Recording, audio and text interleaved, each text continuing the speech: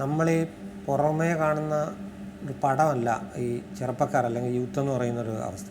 അവർ വല്ലാതെ സ്ട്രഗിൾ ചെയ്യുന്നുണ്ട്. മറ്റു വിധത്തിൽ ഒരു അപ്പർ ക്ലാസ് മിഡിൽ ക്ലാസ് അല്ലാത്ത സാധാരണ ചെറുപ്പക്കാർ ഒരുപാട് അധ്വാനിക്കുകയും മാനസികമായി വിഷമിക്കുകയും ചെയ്യുന്നുണ്ട്. ഒരു വശത്താകട്ടെ വലിയ ബ്രാൻഡുകൾ, വലിയ പരസ്യങ്ങൾ, വലിയ ഭക്ഷണശാലകൾ, അവയുടെ പരസ്യങ്ങളും ഒക്കെ ആയിട്ട് പോവുകയും അങ്ങനെ ഒരു ഇന്ത്യയിൽ ഈ ഒരു വ്യത്യാസം ഭയങ്കരമായിട്ടുണ്ട്. ഈ ഉള്ളവനും ഇല്ലാത്തവനും തമ്മിലുള്ളതാണ്. അപ്പം ഇല്ലാത്തവൻ അതിനനുസരിച്ച് സ്ട്രഗിൾ ചെയ്യേണ്ടി വരുന്നു. അങ്ങനെ പോകുന്ന ഒരു ചെറുപ്പക്കാരൻ്റെ രോഷം, പണ്ടത്തൊക്കെ നമ്മൾ ആംഗ്രി യങ് മാൻ എന്നൊക്കെ പറയും, ഇപ്പോൾ എൻ്റെ ഒരു സാമ്പത്തികമായ ഒരു അനുപാത വ്യത്യാസം കാരണം അവൻ്റെ യൗവനം, അവൻ്റെ സന്തോഷമൊക്കെ അനുഭവിക്കാൻ കഴിയാതെ പോകുന്ന, അല്ലെങ്കിൽ അതിനുവേണ്ടി സ്ട്രഗിൾ ചെയ്യുന്ന ഒരു ചെറുപ്പക്കാരനാണ് സത്യത്തിൽ PP അജേഷ്.